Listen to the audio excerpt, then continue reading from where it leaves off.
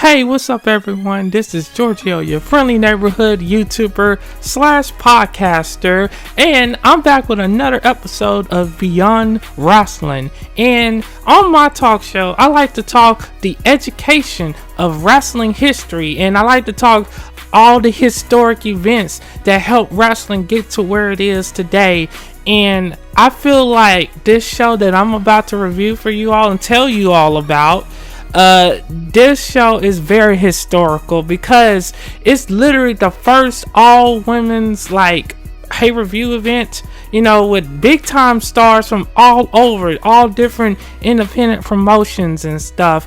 And it's for a promotion called Mission Pro Wrestling, an all women's wrestling promotion, and the head of it is NWA Women's World Champion Thunder Rosa. She's like the head over it. And the cool thing about this show right here, or this promotion should I say, is that all the staff is all women. Like, they got a women's ref, they got the women's camera person, they got an all women's announce team. The people that work at the merchandise stand are women too, and it's really about women's empowerment and pretty much like an encouragement that women can go out here and do anything that they put their minds to. And I feel like that's the theme of this promotion and of this show. And speaking of it, the name of this show is called Hell Hath No Fury. And you all may have heard that old school saying of Hell Hath No Fury, like a woman scorned or something like that. But nonetheless, this was such a very fun show for me to watch, and this was on the Title Match Network, by the way. And you can still go and watch this show right now.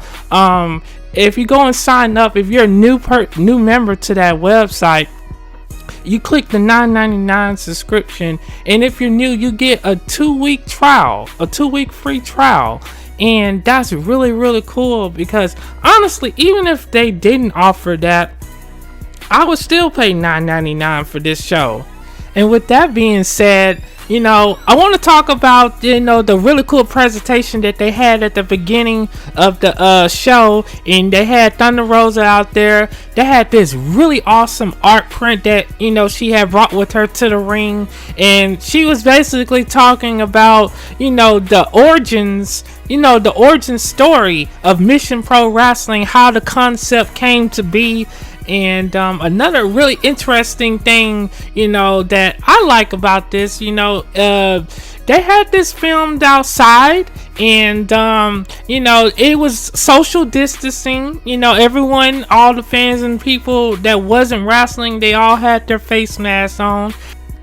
And you all won't believe, there's still people out here that are not wearing face masks. I was at the gas station the other day, and there was 2 people that came in there didn't even have a face mask on, even though there was a sign that says please wear a face mask. So I do like that everyone was safe at this Mission Pro Wrestling event. And also, they had presented the Mission Pro Wrestling women's title, and they had a really cool announcement about that, which I will talk about at the end, of this review. So stay tuned for that. And a very special side note, I saw on Twitter that they had made a post, and they was showing love in memory of Casey Michael Cottrell. He was born 1994 and he died unfortunately this year in 2020. He was the owner of Squared Circle Sirens.com, and he was one of the main advocates for women's pro wrestling. And so I had to show a little love to him on this review. Nonetheless, let's get into the first matchup of this show, and that is Alex Garcia versus Avery Taylor. Now, this was a pretty good way to start off the show. They started off the show hot. There was a lot of back and forth action going on with the pinfalls. And then, of course, Alex, she had hit a cool boot, to Avery, or in the corner, and then after that, I would say that Alex is a big time fan favorite according to the crowd out there. And then of course Avery Taylor, she hit like this really cool senton on Alex, and I will say that Alex is the babyface in this match, or at least that's what I was picking up on. And then of course Avery is the heel, and Avery really was trying to use whatever she could to kind of try to get the upper hand. And then of course Alex, she took like this she took a big time beating in this matchup, I will say that. And then of course Avery, she was getting a lot of the offense in as a heel, and Avery was able to stop Alex's comeback, because Alex did make a brief comeback, which was really cool. But then what happened was, when Avery stopped Alex's comeback, she then hit this, she kind of rolled through the ring rope, like the middle ring rope, and it hit like this gory bomb. There's this move that Chavo Guerrero used to do, was called a gory special, where he'll put you behind his back, and then he could either stretch your arms out and make you tap out, or he would just drop you face first on the mat. So basically Avery hit the gory special bomb and on Alex, and that's how Avery got the win. So like I said, it was a good way to start the show off that way. So now we're going to head on to the second match on this card, and it's for the tag team action. Now that's really interesting, that we was able to see a tag team matchup on this card. This match, I will say this, all these matches on here, they all have something special. So if you like a particular style of wrestling, you're gonna get that in this show. And so of course the women in this match was I'm trying to make sure I got it. It was Killer Katie and Promise Braxton versus Jenna Lynn and Vixen. So I had to make sure I get those names right. And so right now it's really interesting because Jenna, she kind of has this like karate gimmick, and she uses a lot of like kicks and stuff and martial arts moves. And then one thing that I did note from this was like, everyone, like, it was almost a lot of the women in these matches were using chops. So I thought that was kind of funny. I know Ric Flair, if he ever sees this, he's probably gonna be smiling, because man, there was a lot of chops going on. And then Killer Kate, she was distracting the ref, to get an advantage in the matchup. And then Vert Vixen went for like I would say, I don't know what that kind of move that was, but she was taking some time to get, her offense in. And I think that, to make her come back and try to help her partner, and that really was kind of working against her in this particular matchup. But, I thought these women did really well for this matchup, and Killer Kate, she won with a submission. It was like, she basically choked out Jenna Lynn. So yeah, that was interesting, I will say that. Of course, now we're going to go to match number 3, which is Maddie Rowinski. Her last name was a little challenging for me to say, but hey, I'm just gonna call her Maddie. And of course, she faced Red Velvet. Now, if you guys been watching AEW, mainly AEW Dark, you've been seeing Red Velvet appear on there. And according to the commentators, Red Velvet has had several appearances in AEW on their Dark show, which comes on Tuesdays around 6 p.m. Red Velvet is very interesting. I really like her style. She's got a great vibe to her. And I will say that Maddie is the babyface in this matchup, and Red Velvet is the heel, obviously. I think Red Velvet can be a great heel in any women's division, and Maddie, she's just so likable. And then So, well, really cool thing about this is, there was a lot of back and forth chain wrestling. Red Velvet had control of most of the match. I love that. I love that little split like leg choke move that Red Velvet does in the corner. I think that's really creative. Like she has something. She has some star power for sure.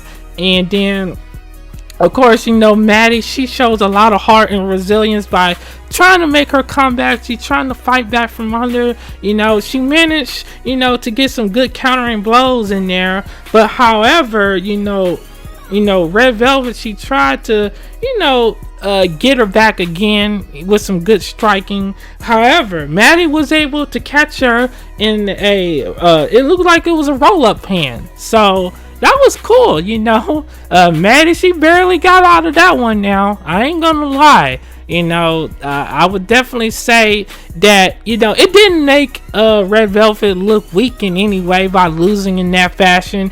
It definitely showed that, hey, Maddie, if she doesn't improve, then she could get beat again in the future by Red Velvet. So overall, it was an okay matchup. I think, for me, I would say the MVP or the star coming out of that probably will have to be Red Velvet. I think, hopefully AEW does something good with her, and hopefully, I'll get to see some more from Maddie as well. And so now we're going to go into the match number 4, and this one I would definitely say it was like match of the night contender big time. In terms of just the action, the hard-hitting action and stuff, and man, it was cool, and it was Big Swole versus La Rosa Niegra, and you all know Big Swole from AEW. She's been on a roll as of lately. She had beat Britt Baker at the All Out pay-per-view.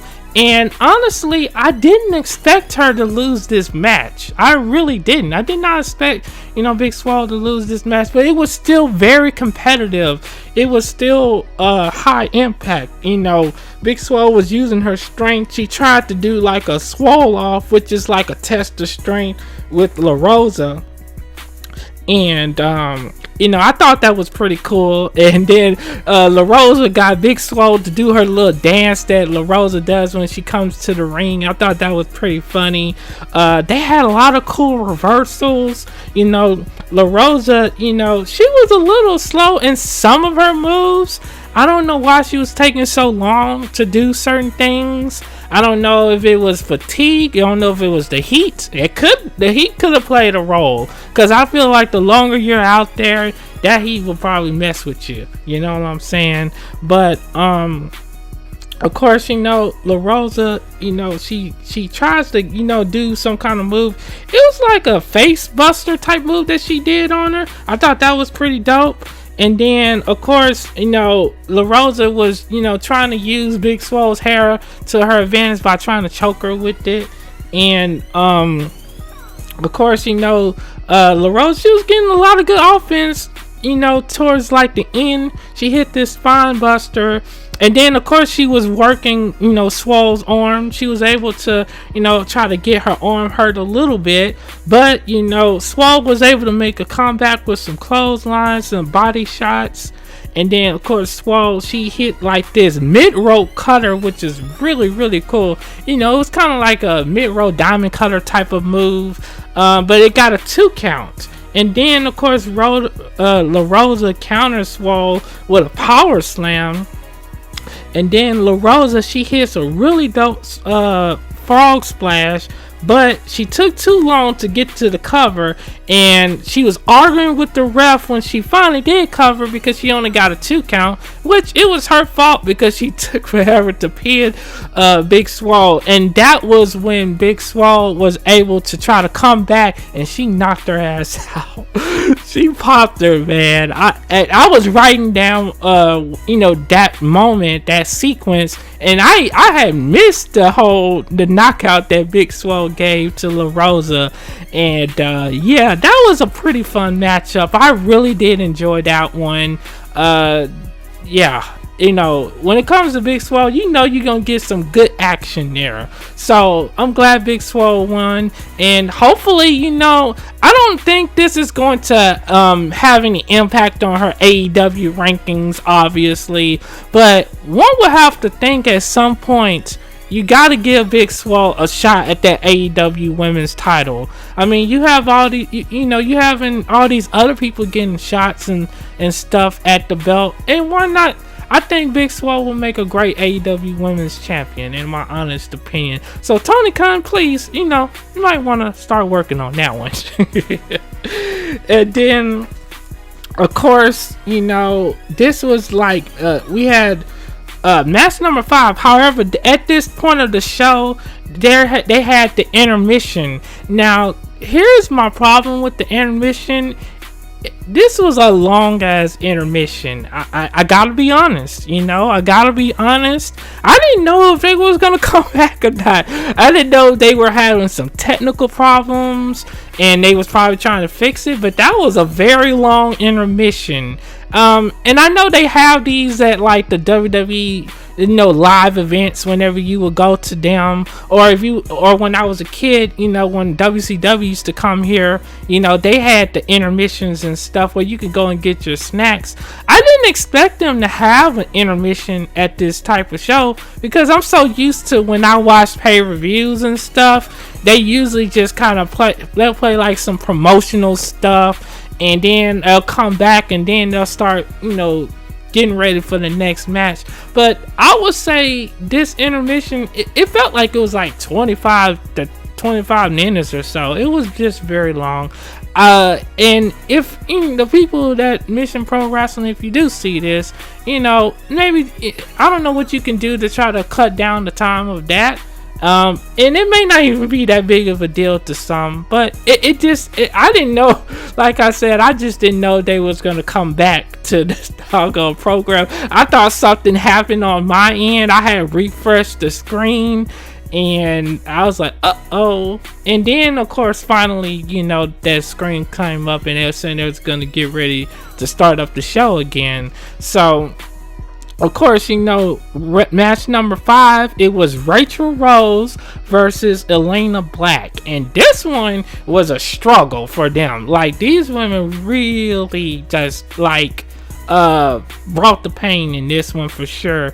And the funny thing about this Rachel Rose versus Elena Black match is Rachel Rose is calling herself the Queen. And you already know who calls themselves the Queen, and that's Charlotte Flair. It definitely seemed like she was borrowing a lot of stuff from Charlotte Flair's character. She had her Rachel Rose had her initials on her boots, and it kind of looked like how Charlotte Flair has her initials on her boots, but it was in like this Gothic type text or whatever. And then, of course, they was even in the ring announcers. I mean, the commentators, they were calling Rachel Rose. They were calling her Queen, and I was like, okay, y'all, come on now. Like, I don't know how she got away with that one. Yeah, she might want to change that because that's Charlotte Flair's character. Like, there's nothing wrong with having some inspiration from certain wrestlers and stuff, but I just think that's probably not the good look right there.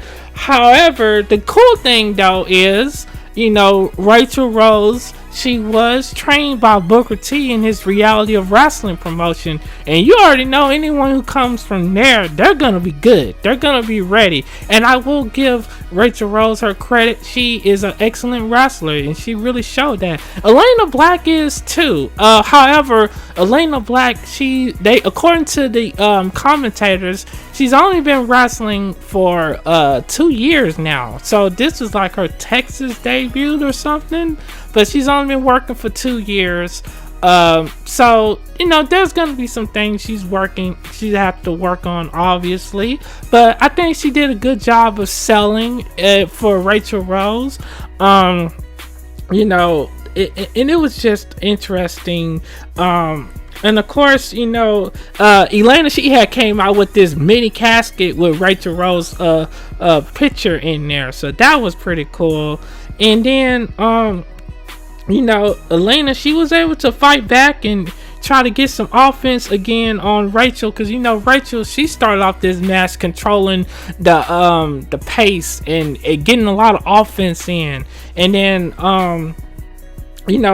they call Rachel the queen of kicks, and she was utilizing a lot of those different type of kicks to try to stop Elena from trying to get any offense in. And then I would say Rachel was very aggressive. She really was.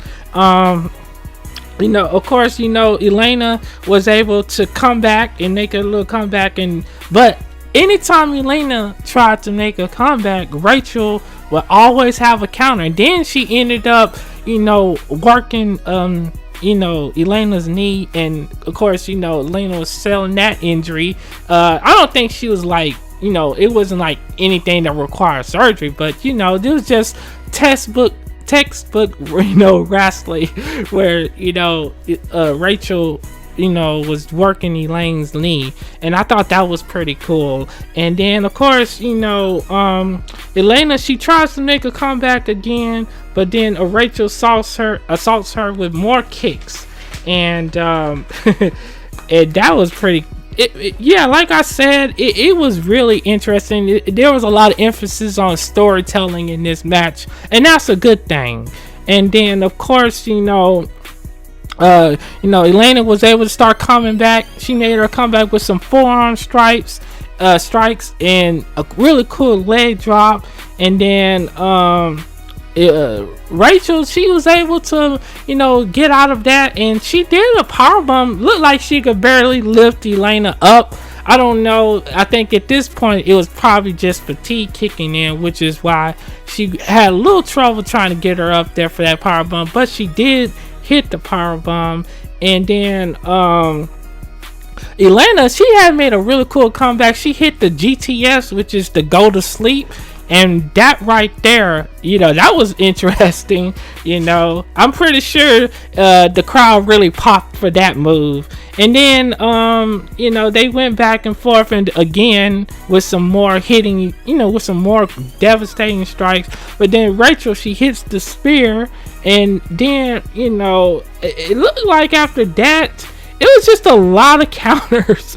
And then, however, Rachel made a mistake, and Elena was able to, capitalize on that and hit a cradle DDT for the win. And, because Rachel, she tried to go for the Claymore kick, but she missed it. And that was what gave Elena the opportunity, the opening to hit her finisher. And that was pretty neat, man. I really liked that one. As far as the storytelling, it was really, really good. I mean, they did their thing on that one. And now, oh man, this match right here, match number 6, the semi-main event. Wow, this is gonna be such a fun blast to tell you all about. And it's gonna be Jenna Van Muscles versus Roxy.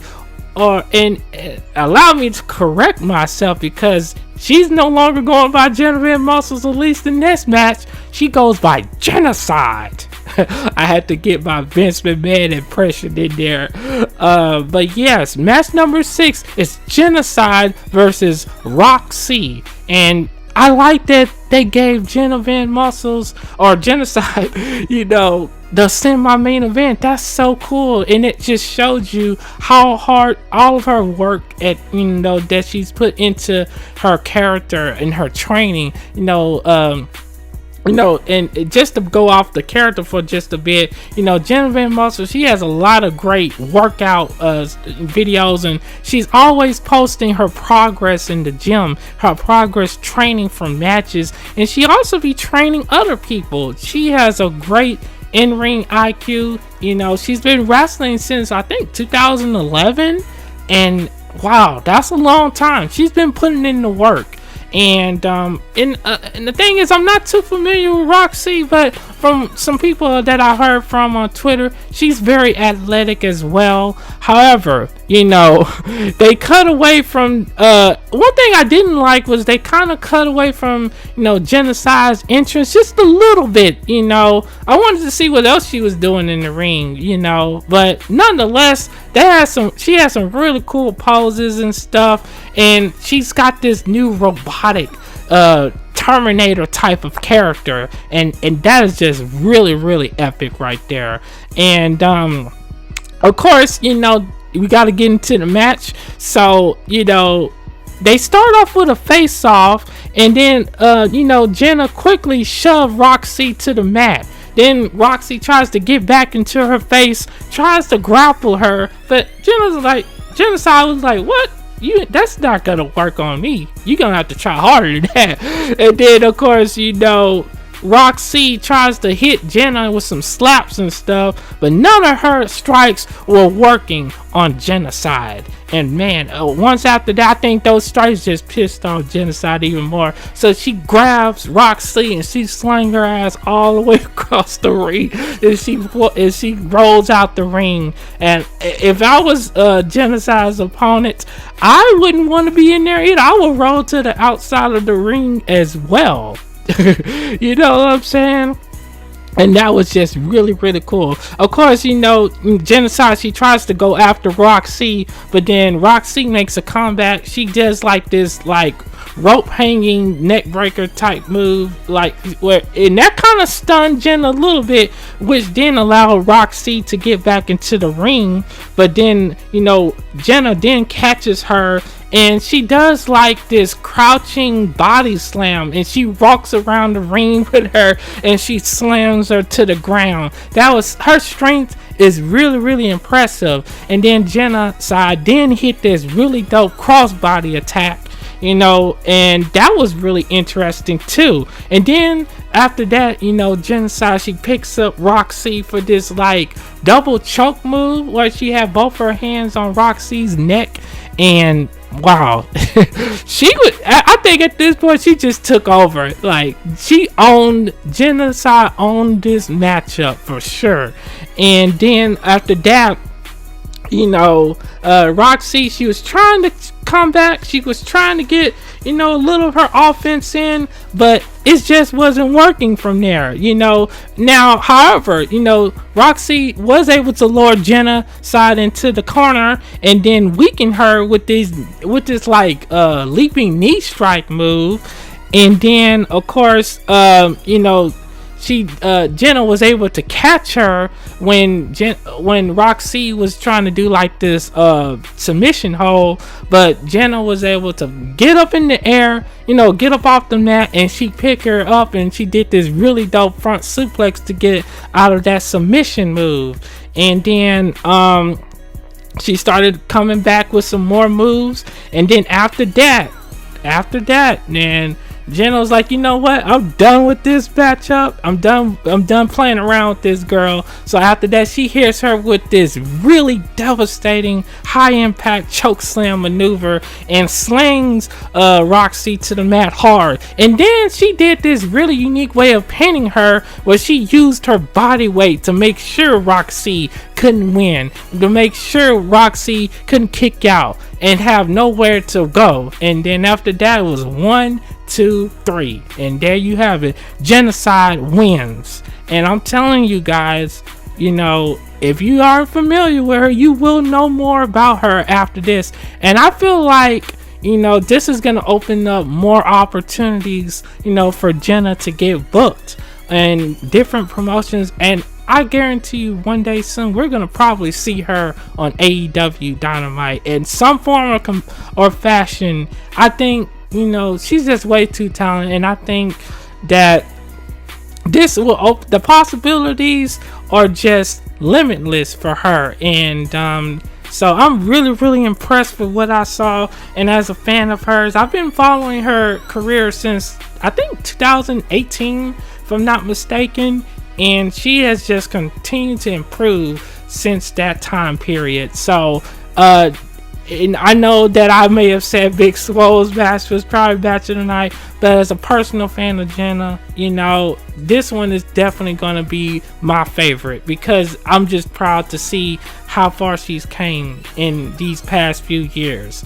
But anyways, so now we're gonna go to the main event, and you know, wow, it's gonna be Thunder Rosa versus Lindsay Snow, and it's for the NWA Women's World Title. And I will say this, you know, this matchup, you know, the commentators, they talked about how both of these ladies have a background in Brazilian Jiu-Jitsu, and you definitely saw that in this matchup. You know, they was doing a lot of great chain wrestling.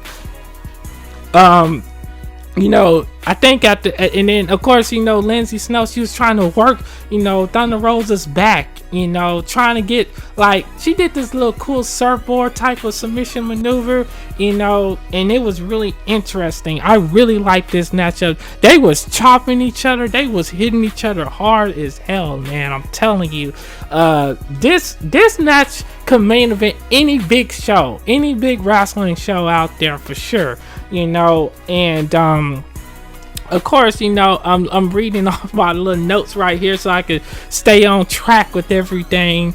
You know, they managed to start fighting to the outside of the ring where they was hitting, you know, exchanging more chops and devastating strikes. You know, then Lindsay was able to throw Thunder Rosa back into the ring. Obviously, I don't want to go hold for hold with you all because I feel like this kind of match, you have to see it for yourself. You know what I'm saying? I can only just describe like some of the key moments and everything. And then they really, you know, they trade like submission holds with each other, you know, and I really like that. You know, if you like technical wrestling and stuff like that, you're gonna love this kind of matchup. This is that kind of match.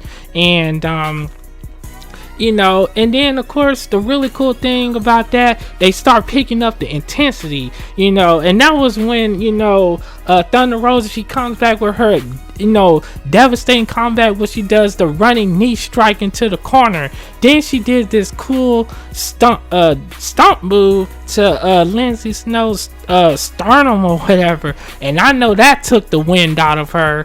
And you know, and then they started fighting on the top of the you know, rope, and then Lindsay Snow, she hit this really cool muscle buster, you know, and I love that move because especially when Samoa Joe used to do it, man, shoot, that I know that hurt it. And of course, you know, that was, you know, when Lindsay Snow hit the muscle buster, that wasn't enough. You know, Thunder Rosa, she kicked out at 2.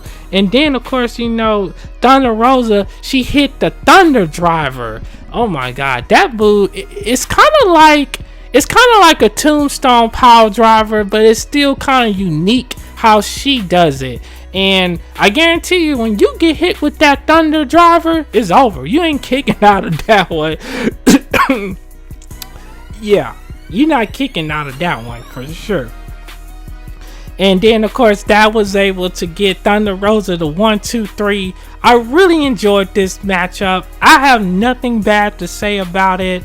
It was everything that I like, you know, which is the whole technical style. And I like that they was able to utilize all of their strengths.